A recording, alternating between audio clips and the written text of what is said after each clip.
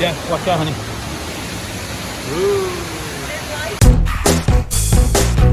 For a crazy good time. Hey.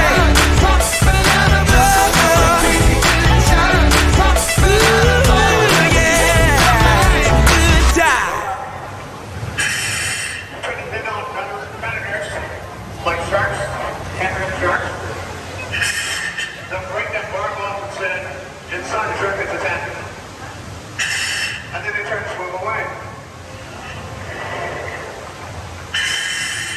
And once that barb will grow back, and so they're able to defend themselves again. Now in this setting, they don't view us as a threat.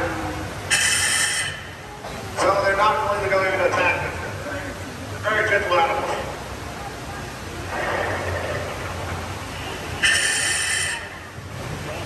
Okay, so stingrays are pretty docile animals, not aggressive, kind of hunts us or attack us for no reason. Like Chris describing, we handle them comfortably. You can see them coming up to them. The interaction is calm. There's no stress there. He's not chasing them around. He's not staring them away. And for that calm behavior, they're rewarded with food. And so we condition that calm interaction. So these stingrays, they never sting us.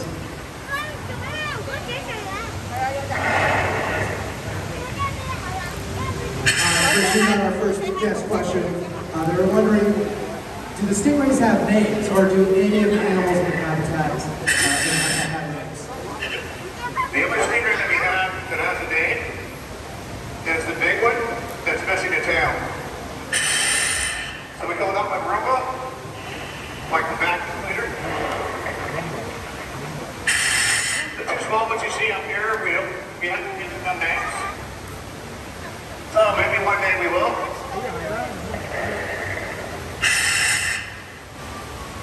But that's the only animals that I'm aware of that have that name.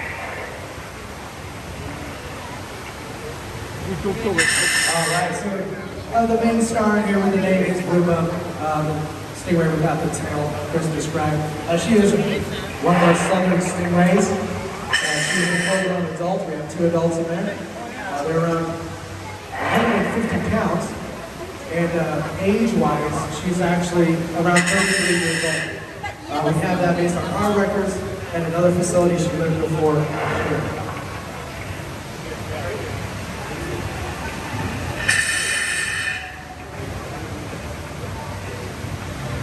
All right, Chris, we got our next guest question from one of our younger guests.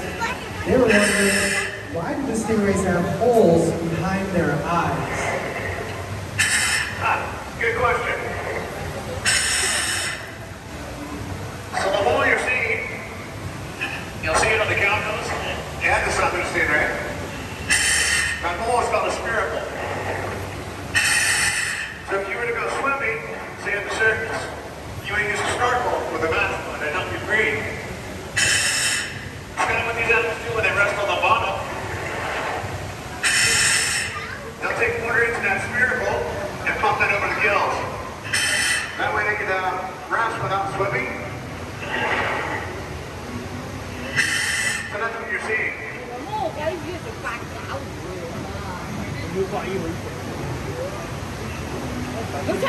Alright, so those are called spiracles.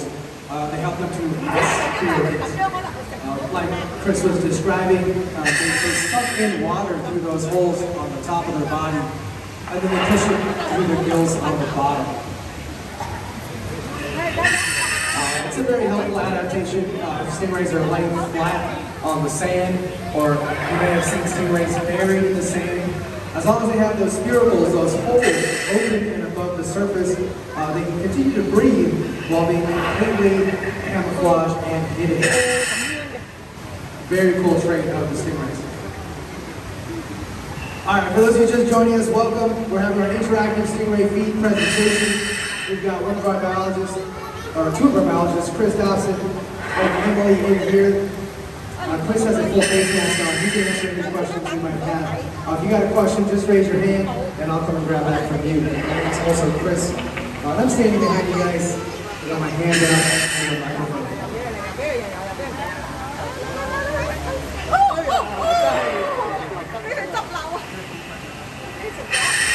All right, guys, we got our next guest question. Do the animals in there, the stingrays, form connections with humans? Can they recognize the people, us, when we're in there feeding them?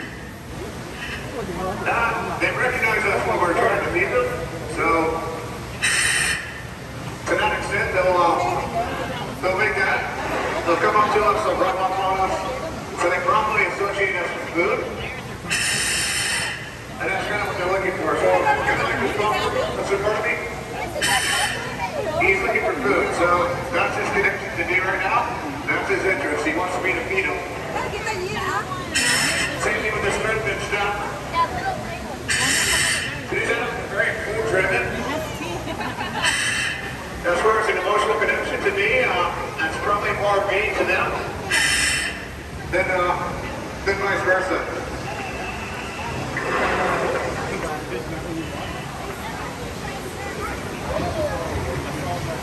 All right, so some of them can tell us apart. Vaguely, it's not a very strong association, but they can definitely tell when just a human is in there, a biologist with our gear and the food bucket. They see these different visual cues, and then will swim up to us to try and get food. From my own experience and some coworkers, if you've noticed the puffer fish in the habitat, we got the spot fin, and then we got some smaller ones like a great dog face puffer. They seem to go up to specific people in the water as well. This could be because they're giving them food or something like that, but being able to recognize that that person is getting food is very interesting. So, some animals are easier than doing, not very strongly, but kind of difficult. All right, how are you guys doing on food in there? The small summits are pretty much done. I have some big squid left over, but it looks like the mid-southern stingrays are not really coming up right now. So we can probably go ahead and thaw it. Emily, you're good? She's good? So, yeah. All right.